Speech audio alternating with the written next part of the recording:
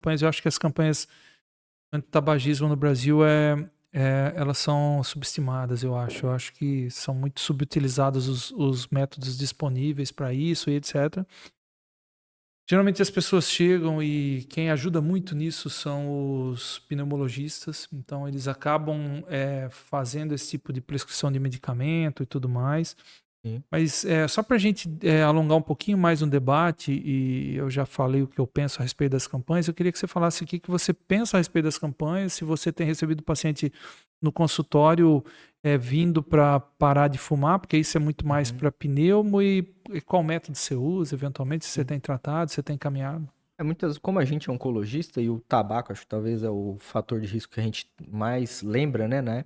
Então, muitas vezes a gente faz a triagem do paciente. O paciente que vem procura, por exemplo, para fazer um check-up, tudo a gente às vezes já pergunta, mas fuma, né, ou não? E nesse questionário que a gente faz, né? Se o paciente fuma, a primeira coisa que a gente às vezes indica é se ele tem desejo de parar ou se não tem desejo de parar, né?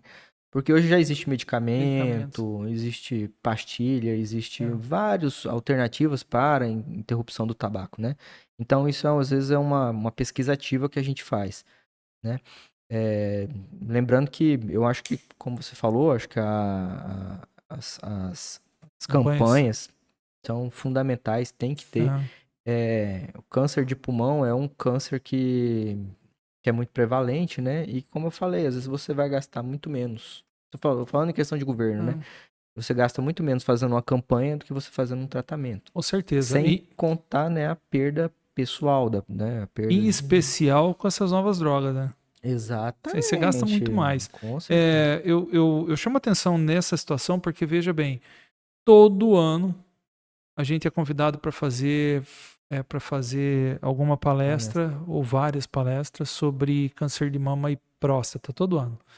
Então, de quando você chegou aqui, de quando a gente formou a equipe, eu tenho falado, chama o Zé Maurício, chama a Samara, chama um, chama outro. Então, as pessoas vão, inclusive enfermeiro, farmacêutico, vai todo mundo nas campanhas, cada um pega um e vai. Então, é muito, é muito. Por isso que costumava falar que antes, quando eu não tinha muita gente aqui para me ajudar, outubro e novembro ficava doido, porque eu tinha que trabalhar e à noite eu tinha que estar em um monte de lugar. Sim. Agora com vocês aqui, graças a Deus, minha vida tem sido muito tranquila nesse sentido. Mas que eu me lembre, Zé Maurício, eu fui convidado para fazer somente uma palestra sobre câncer de pulmão em um PSF há muitos anos atrás. Só uma. Em todo o tempo que eu estou trabalhando. Então eu acho que é extremamente subutilizado as campanhas. É lógico que eu tive agora um convite recente que foi muito interessante do Centro Espírita. O nosso colega dentista, o Valdinei, me convidou para ir no Centro Espírita.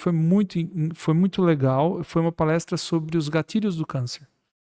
Então eu pude falar a respeito, sim, do câncer de pulmão, lógico, de outros cânceres, mas eu pude falar e chamar atenção nesse sentido. Mas é raro. Infelizmente, a gente precisa dar um pouco mais de ênfase e importância, a devida importância nisso. Até porque, como a gente disse, além da perda, porque a gente não quantifica a perda de um ente querido, além da perda dessa pessoa, existe uma situação para o Estado ou para o convênio, seja lá o que for, que